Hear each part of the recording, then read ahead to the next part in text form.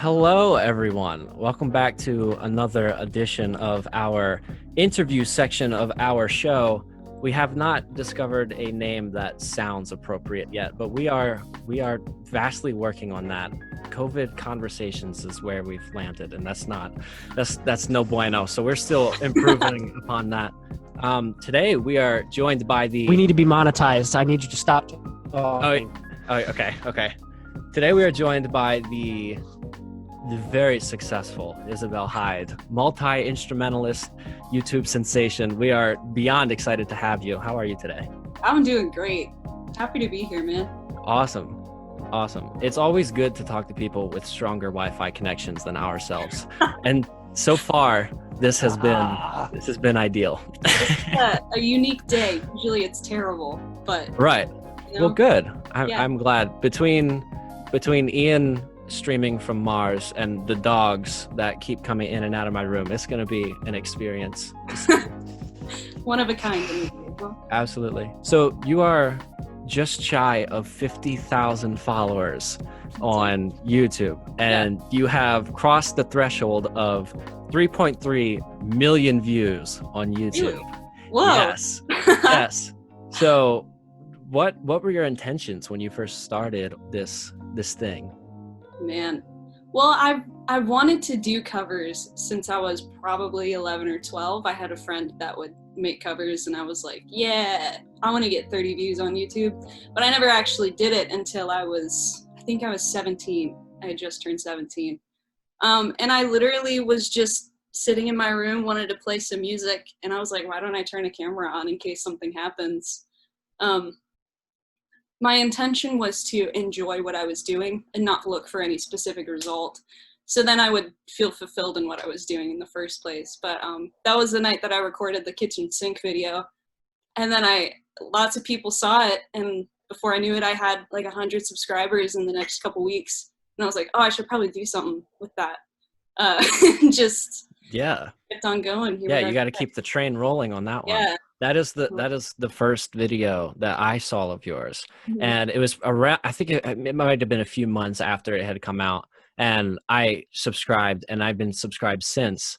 And it's been one of those things. Every time a cover has been posted, I've religiously gone and watched it. So it's crazy after seeing you for several years now to be in this conversation. That's nutty. That's crazy. Yeah. What's crazy to me is I posted a level of concern video whenever the song came out, and there were people saying, I used to watch you years ago. It's great to see that you're still making stuff. And I'm like, wow, I've been around for years now. That's it's crazy when you look back at that. How long does it take you to make your arrangements? Does it vary? I don't usually do it in one sitting, and it depends on the complication of it. So it usually takes me maybe an hour to put it together, but then I have to practice it. So I just did a taxi cab cover that I've been in the process of learning the words and coming up with an arrangement and practicing it for months. So it felt good to finally get that out. And you play quite the variety of instruments, from drums, guitar, ukulele, and now banjo has been an added case. Are there any instruments that you don't own that you would love to get your hands on and form an arrangement with? Let's see. My dream instrument that would be I would feel incredible if I could play that is a cello. But I know those orchestral instruments are like owning a pet with how much upkeep you have to have with them. So Right. I'm okay with just respecting from a distance. That's fair. Yeah, I'm sure that would be an investment and a half. Yeah. Yeah. Ian? Okay. And am I coming through okay? You sound gorgeous, man. Oh, thanks. Oh, okay. I'm gorgeous. Both of you. My level of anxiety has gone down. I actually, on the instrumental front, I was curious what you started out on. Mm-hmm. A lot of people I know start out on piano, or they start out, another common one is the guitar, but also people will get their hands on a ukulele, and that'll be their starting points for music. I was just wondering what your first introduction to instruments and music performance was. Yeah. I started taking lessons from an old dude in my neighborhood for guitar, and he taught me right off the bat how to read music. So that gave me a solid foundation for like hand-eye coordination, and I think just like brain power memorizing things, because I didn't know how to play chords for the first few months. And then that made translating guitar technique to later saxophone, drums, bass, ukulele, whatever, real easy. That's super awesome. What was like I'm curious, do you remember like the order of events that you learned everything in? Because I know I think I went from like piano to drums because that was the easiest transition to make. I'm curious, was there like a transition from one instrument to the other that you found like more difficult than, I don't know, saying transitioning from guitar to like ukulele? Because obviously that's like basically two peas in a pod. But yeah, I always advise people to start with guitar, because I feel like that's enough of a jump as it's up in and of itself, that like if you can get that down, then pretty much everything else will come. Because the technique is the same for any stringed instruments, and guitar there's a lot of strings to handle. So I started off with that, and then because I knew how to read music, it helped in learning saxophone for school band, because I already had most of that in my head. And then after that, I learned drums, which was a gradual progression of just like seeing if I had the brain power to do it, because it is not an easy instrument to play, but over time beating on desks and stuff, I was able to pick it up. And then from there I was able to get ukulele and all the rest of the stuff, and it was just pretty easy to pick up, which was nice. Do you have an instrument that you enjoy playing the most? Sorry, I didn't mean to cut you off. You're good. I would say guitar right now, because it's the most versatile that I have. Fair enough. Mm-hmm. Has music education and maybe theory been something that you are looking at in school, or is music in school something that you've held separate?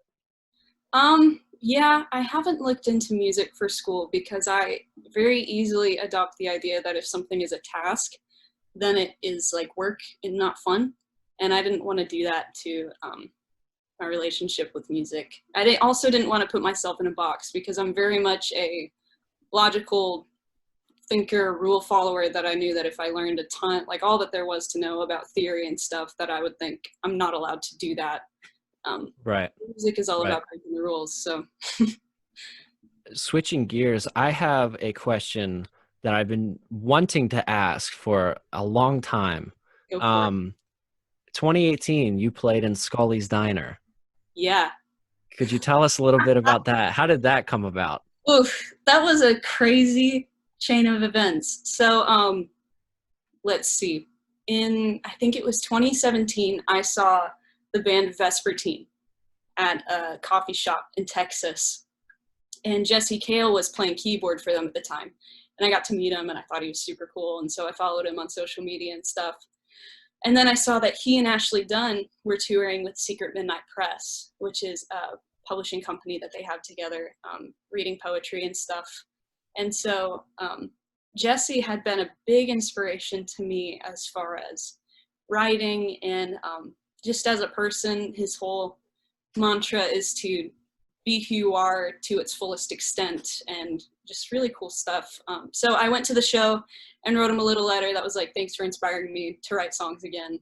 You're great, whatever. And I sent a link to him to, I think, a song that I had wrote after being inspired by him. And I gave him like a little bracelet that I made or something.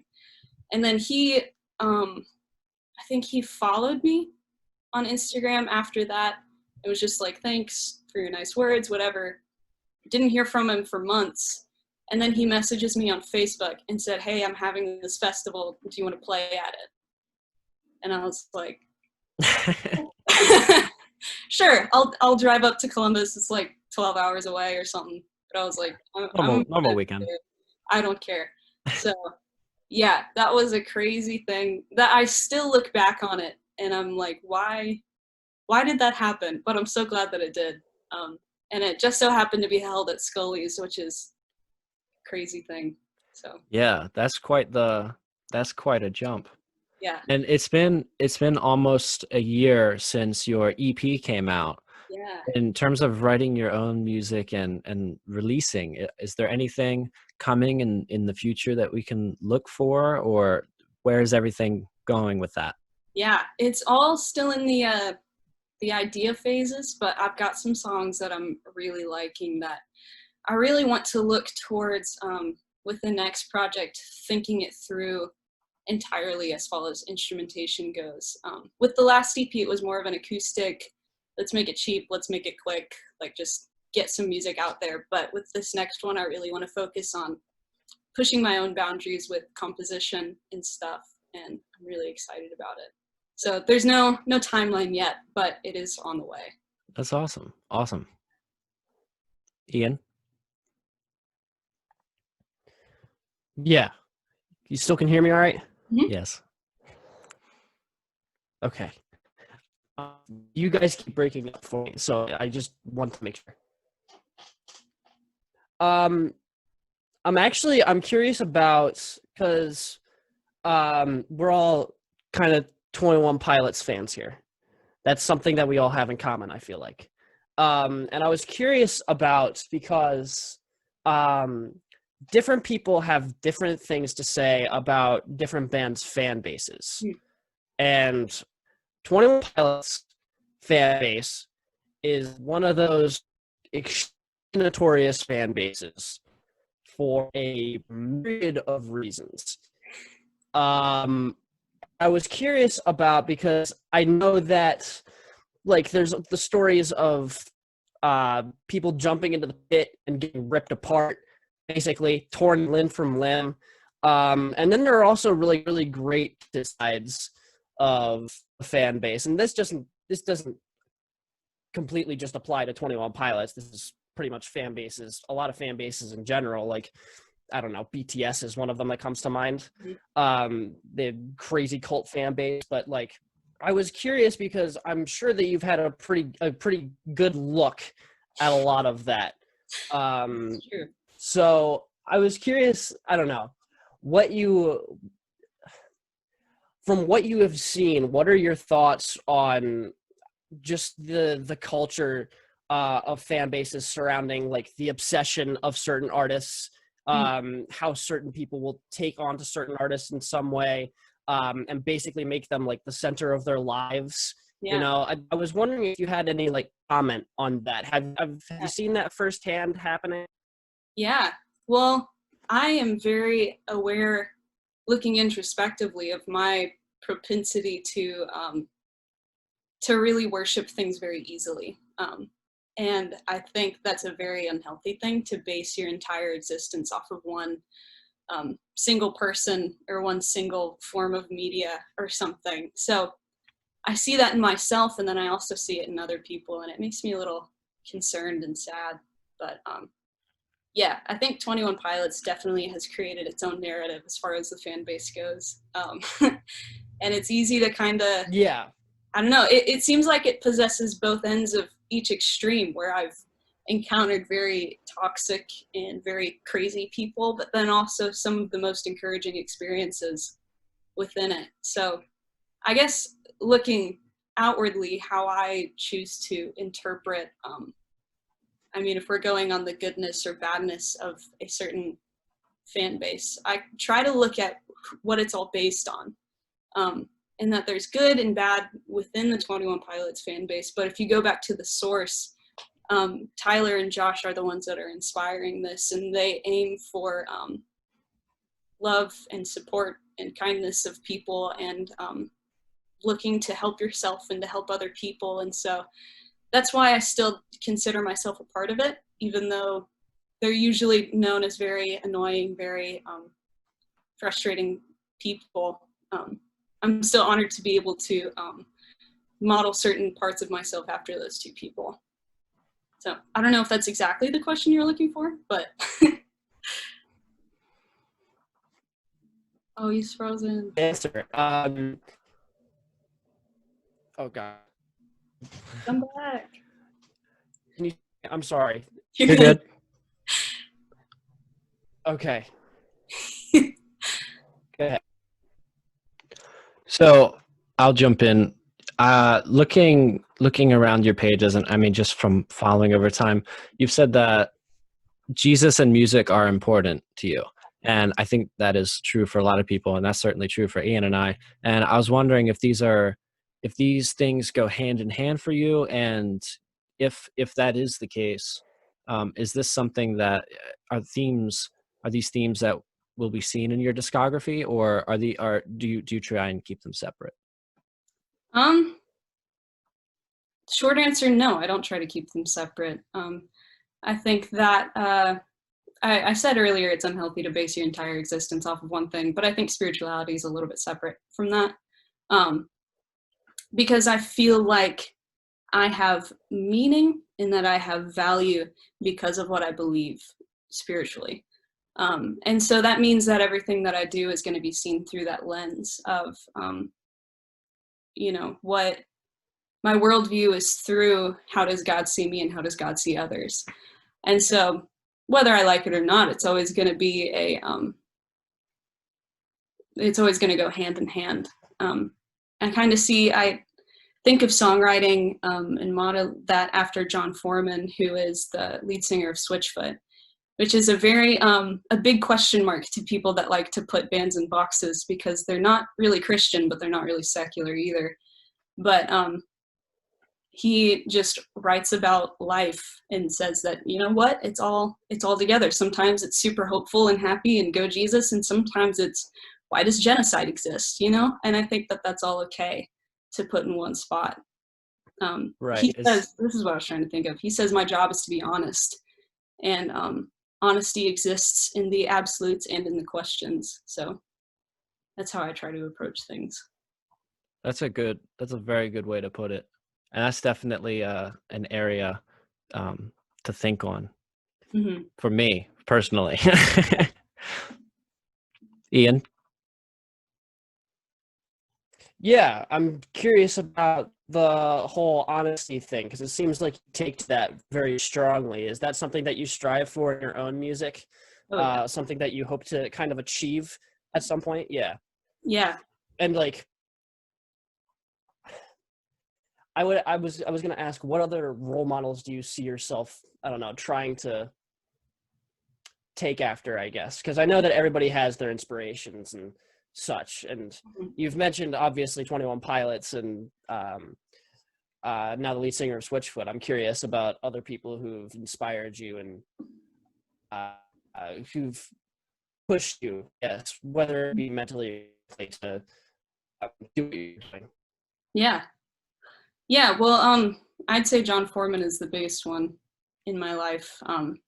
It's not too often that I feel like I resonate with people, that somebody really understands the way that I think about things, and he's definitely one of those people. And he's done it. He's been in the music industry for, I think, 40 years at this point. So it's nice to have someone kind of on the other end of things too. And he's still pretty active, which means there's lots of content to look through. Right. But outside of the music industry, let's see. I'd say, even though I haven't studied him a ton, Dietrich Bonhoeffer is a big, just kind of litmus test of where I'm at in my life. For those that don't know, he was a pacifist turned assassin during World War II, who saw that there was injustice happening and decided to do something about it, because he said that he who in the face of evil does nothing is itself evil. And he was eventually thrown in prison for his assassination attempts on Hitler, and decided to preach to the prison guards and tell them about Jesus and unconditional love. And I think that's a really cool thing, that even though life isn't that extreme at this point, it's cool to kind of compare what I'm doing to that of, am I being integritous in all the opportunities that I have in my day? And am I standing up against injustice? And am I, that sort of stuff. Right. Do you think that somewhere along those lines, you think that that is just like a fantastic answer. Thanks. Do you think that that's an issue in some areas of the music industry, just ingenuous, disingenuous nature. Can't get the Yeah. word. What, like injustice in the music industry? Yes. Yeah, and just a form of being, just a form of being something you're not, or putting on more of a show Yeah. rather than being you. Yeah. I feel like a lot of radio is that. Yeah.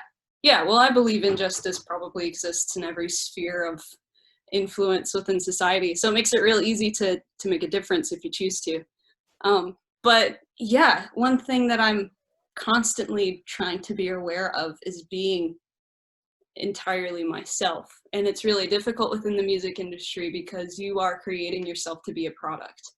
And so whenever people start to say, I don't like that product, then it's like, well, what do I guess I'll change the product, which is then yourself, which is then not being a real version of yourself. And so it is a constant battle to decide, do I value numbers more than other people or more than myself? So yeah, I'd say that's a very easy thing to fall into. And it's, luckily, it seems like people our age have a pretty good BS meter as opposed to people in the Right. past. Where you can kind of smell it out whenever somebody's not being totally upfront about things. So that makes my job pretty easy of, well, they're going to notice if I'm not, Right. being who I'm Right. supposed to be. So, And I mean, to me, it feels like 50,000 subscribers later, like being yourself is all that you need to be. And yeah, I know that's true for a whole host of artists and bands and music and other forms of creation. But you don't really have to stray far from what you're already doing to reach success and reach numbers, it seems like. yeah, that's the crazy thing about it. Nobody ever expects themselves to be enough, but that is always the case. Right. Is music something that you want to pursue as a full-time career, or is this a passion that will be sidelined, I guess, as you grow into a older person? Yeah. If I could word that any weirder, I would try. As I grow into an older person, what do I want? Yeah, no, that's what I'm aiming for full time. I'm kind of exploring different avenues as far as internet revenue, but it's all in an effort to direct people to support the music. So I dropped out of college, so this is kind of all I got left on purpose. So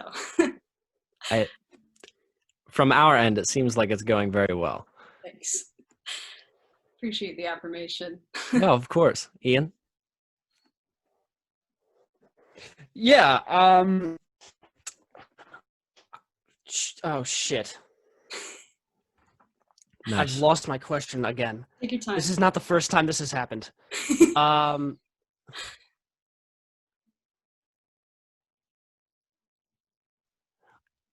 God damn it! Can you fill some space for me real quick? I would love to. Besides 21 Pilots, there might be many, but are there other bands that you love the discography of? Not necessarily a project or a work, but all of the works as a collective? Yeah. Because for me, it's probably an amount I could count on one hand that I love the full career of, Yeah. It's Yeah. definitely a special thing. For sure. Yeah. The main bands that I'm a very picky person. So Me too. the only bands that I've really felt like I could connect to and really appreciate on a deep level would be 21 Pilots and Switchfoot, which I both mentioned, but also Coldplay. I found fairly recently that I would listen through their stuff and be like, I like all of this, until I realized that probably every band that I've enjoyed my entire life has just modeled themselves after Coldplay. Right. Made a lot of sense after that point. Right.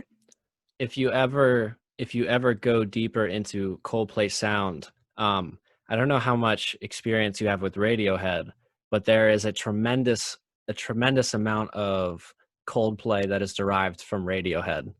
Dude, that's awesome. Yeah.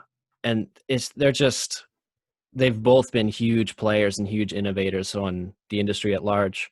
What's your favorite Coldplay record? Oof. I mean, If you have one. the first one, but it's very solid. I've been listening to Everyday Life a lot recently too. I guess the bookends are real. Yeah, we did an episode on it. Yeah, that's sick. Yeah. Yeah, I think Parachutes is pretty close to a masterpiece. And for that to be a debut, it's ridiculous. Good. Yeah, and Coldplay's one of those bands, it's weird. It's like there was usually you see the bands come through the club scene a few years, and Coldplay just skyrocketed like immediately. Right out the chute. Yeah, and it feels like there aren't a lot, like maybe more with solo artists that's the case, but with the 4-piece band, that's definitely not common.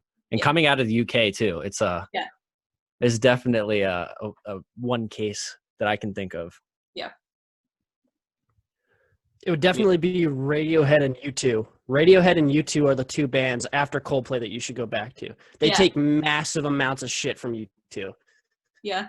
And U2 is just a fantastic band in general. Yeah. So they're my mom's favorite I'd say those would be your next. All right. Noted. Good taste. Good taste. I actually, this is backtracking a little bit, but I remembered my fucking question. Sweet. So, I guess people get a lot of times, when it comes to the music industry and when it comes to what kind of lens they're looking through, a lot of times people's intake depends very much upon the artists that they're listening to, and the very much the bigger artists, the popular artists, because those are the people that people get to listen to most. And that's sort of the filter that a lot of people have looking at the music industry, if they're even like interested in that kind of thing. I guess assuming if you are interested in how it works. Mm-hmm. And it's not very often that you get to kind of hear the take of somebody who's trying to make it, somebody who has dropped out of college, somebody who has basically devoted their life to the craft. Mm-hmm. You only hear about it after they've dropped out of college and after they've made it. Mm-hmm. And I know they always preach about the uncertain feeling that they had once they dropped out of college and everything. I was wondering what it's like to be in that moment right now. How does it feel to kind of plunge yourself headfirst into everything, being, I don't know. I know this is like, people say these are the best years of your life. You're still young. You can do whatever the hell you want. You still make mistakes, but there is still like that certain level of anxiety, especially us being from what are we, or do we count as Zoomers or millennials? I have no idea. Just the level of anxiety that this generation generally has. I'm curious, how does it feel to be where you are right now and trying to make it? And is it, I don't know, I'm sure it's easier sometimes to maintain hope more than others, but how is it that you keep yourself moving, and how is it that you kind of filter through everything being where you are?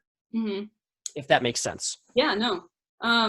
I feel like I'm still kind of in the preliminary stages because I'm 20, still living at my parents' house.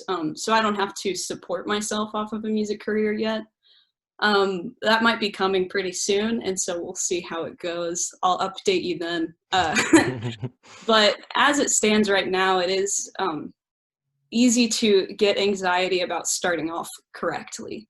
That I understand that it's the little steps that create the big things, and so a lot of anxiety over the little steps, which is not something I would have expected, but I guess you've got this end goal that's kind of off in the sky somewhere, and you're like, what am I supposed to do to even get there?